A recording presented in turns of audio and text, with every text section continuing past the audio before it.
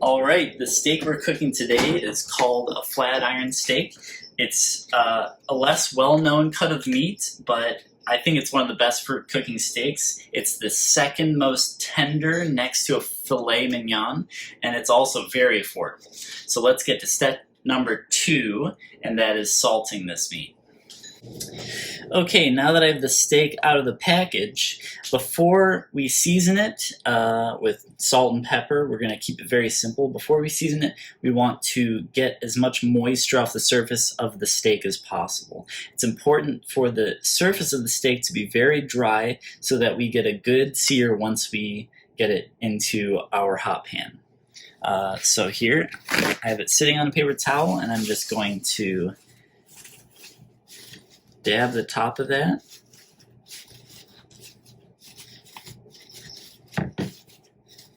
To get all that moisture off. All right, now that our steak isn't soaking wet anymore, it's time to season it. Here I have some pink salt. That's all I had in my kitchen. A lot of chefs recommend using kosher salt when cooking a steak. This is all I had. I'm not going to go out and buy special salt to show you guys how to salt a steak. So you take a pinch of whatever salt you're going to use, and from high above the steak, you can drop that to get a nice even coating of salt on a steak. Now, it is very important to salt your meat, steak, whatever meat you're using, pretty heavily. If it's not well seasoned, if there's not enough salt on there, it's just not going to taste as good. So do not be shy with salt. Obviously, try not to over salt it, but it's okay to use a decent amount of salt when cooking a steak. All right, now we've salt and peppered one side. I'm going to use these tongs to flip it. If you can avoid touching raw meat, it's preferable just because every time you touch it, you should wash your hands. That's just an extra step that might slow you down when you're cooking. So here we're salting heavily both sides as evenly as we can on the surface of the steak. And some pepper.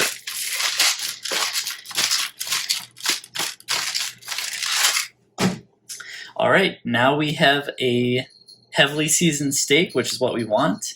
And next, we are going to start cooking this steak. We're going to sear it in a cast iron pan. Okay, we're cooking with cast iron today, and the first thing we want to do when we're cooking with cast iron is to preheat this pan. It will need at least 3 minutes at a high, medium, high heat to get that pan ripping hot, super hot. So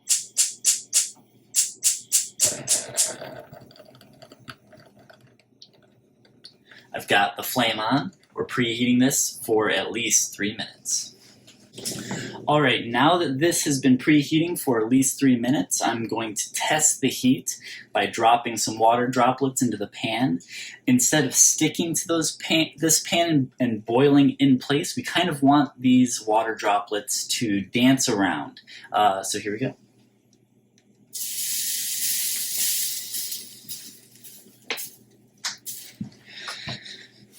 All right, we're not there yet. They didn't quite dance around the way they should if it's hot enough. We're going to give it about another minute.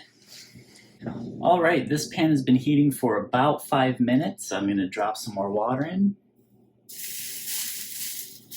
Okay, that evaporated almost immediately, and the pan is starting to smoke, so this is hot enough. I'm going to turn the heat down just a little bit, and now we have to add our oil. And today, since I cooked bacon this morning, I'm using bacon grease. Bacon grease is an excellent fat to sear in. It has a high smoke point, and it also imparts a slight bacony flavor onto whatever you're cooking in it. And that subtle bacon flavor is, I think, incredible when cooking a steak. So here, just going to evenly coat the oil all over this pan. And get it ready for that steak to get in there.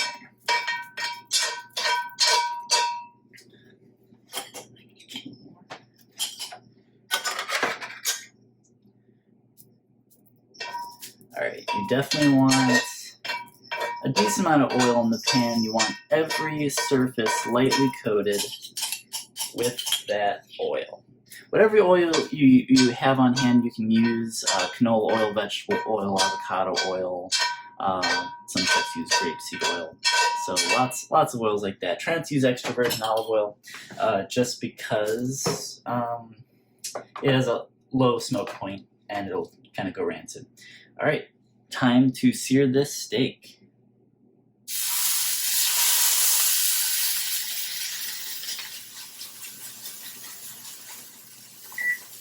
You'll notice that when I lower the steak, I lowered it away from me.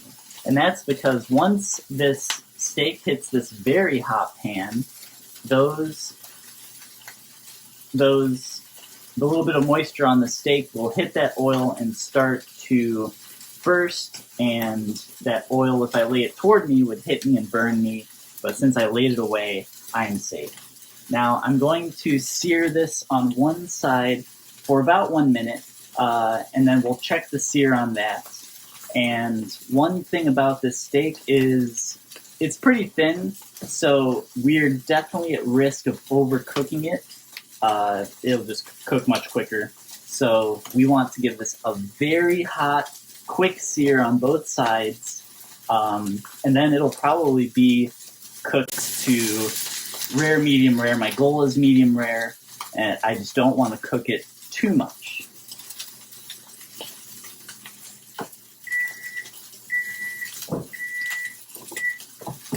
All right, the 1 minute has passed. Let's check the sear on this steak.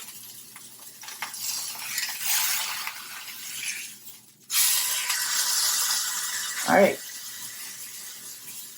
not too bad of a sear. You can notice some coloration around the edges and a little bit down the middle there. It's not as good of a sear as I would want, but this pan cannot get any hotter. And yeah, we'll probably sear this maybe 1.5 minutes, 2 minutes total on each side, and hopefully at the end we have some good color on this steak. Another thing, when you're cooking steak and you want to know the doneness, a lot of people, tell you to check the firmness. Now, one thing you should do, as soon as you flip it over, you have the seared, cooked side. That'll be safe to touch if your hands can handle the heat. It shouldn't be too hot, though, on that first sear. Once you get a kind of first minute feel for how tender that meat is, you will know what raw feels like. And then as the minutes go on, you can keep checking that tenderness, and you'll notice it start to firm up. Once it starts to firm up a bit, you will know that it's probably time. You'll probably know it's time to take that steak off the hot pan and to let it rest.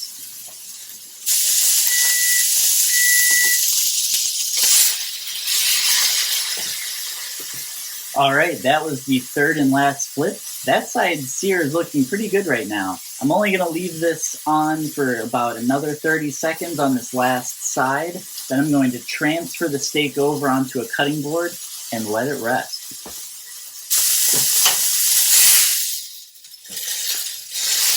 And the steak is done.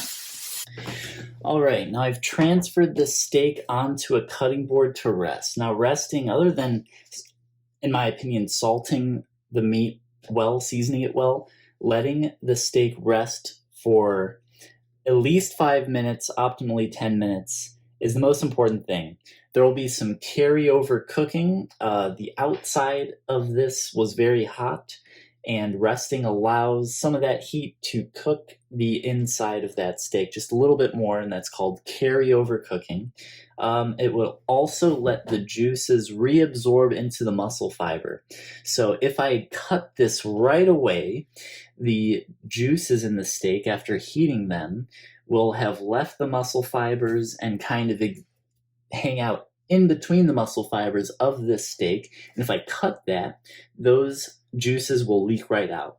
But if I give it about 10 minutes, those juices hanging out in between the fibers of the steak will reabsorb back into the muscle fibers to give us the most juicy steak possible. All right, our 10 minutes are up, And now is for the moment of truth. I'm going to cut into the steak and see if I cooked it as much as I wanted to, or not. Basically, see if I failed. And no matter how good you are, I think that there's always a moment of wondering, did I cook this the way I want to? Is it medium rare? Is it medium? Is it rare? Did I overcook it? Did I undercook it? And that's never going to go away. You really just have to get experience, cook steaks over and over, get a feel for what it feels like, a feel for timing, a feel for the differences between different thicknesses of the steaks, to know how long to cook it and to what doneness. And so you'll overcook a ton of steaks, you'll undercook a ton of steaks, and eventually you'll start to really get the doneness right.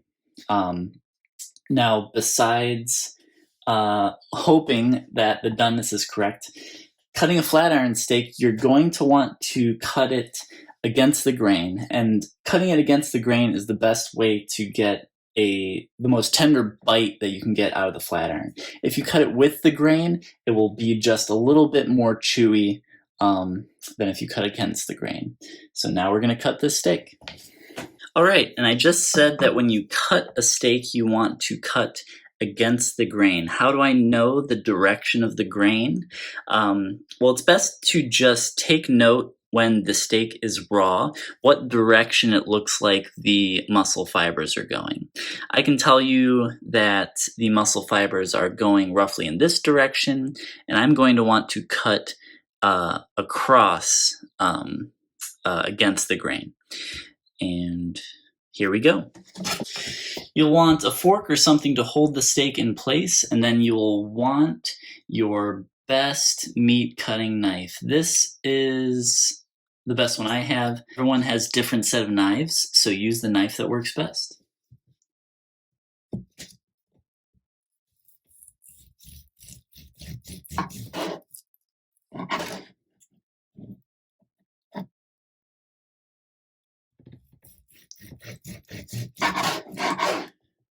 And whenever you're cutting steaks, you don't want to cut them too thin. If it's too thin, then juices will leak out more than they need to.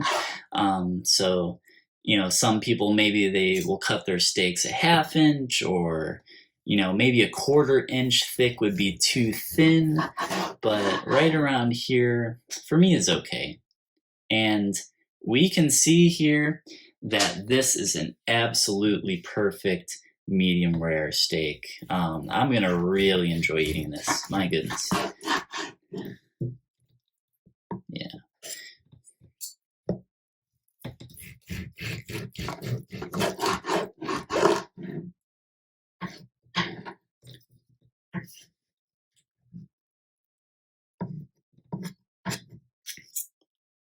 There is hardly a thing better in the world than cooking the perfect steak.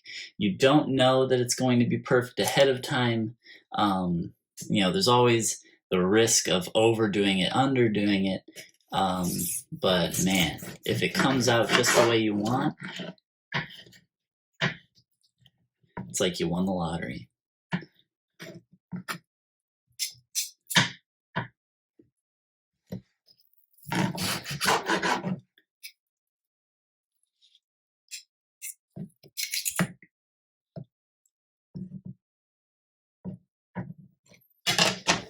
All right, and there you have it, folks. That is a perfectly cooked steak. It's about medium rare. I'm just going to take a bite in front of you real quick. Incredibly tender, incredibly tasty, seasoned to perfection, and it was finished very quickly. Just a pan sear. That's all. Thanks, folks.